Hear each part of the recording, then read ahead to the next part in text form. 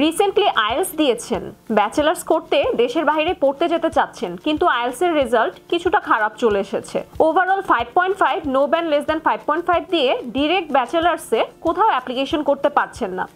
আপনাদের জন্য একটি এক্সাইটিং অফার নিয়ে এসেছে ইউকের টিসাইড ইউনিভার্সিটি।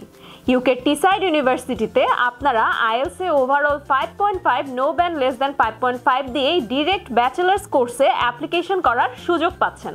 যারা রিসেন্টলি এইচএসসি কমপ্লিট করেছেন এবং এইচএসসিতে 4.5 এর উপরে জিপিএ রয়েছে এবং আইএলস এ overall 5.5, no band less than 5.5 রয়েছে, তারা কিন্তু ইউকের টিসাইড ইউনিভার্সিটিতে ডিরেক্ট ব্যাচেলার্স প্রোগ্রামে অ্যাপ্লিকেশন করতে পারবেন।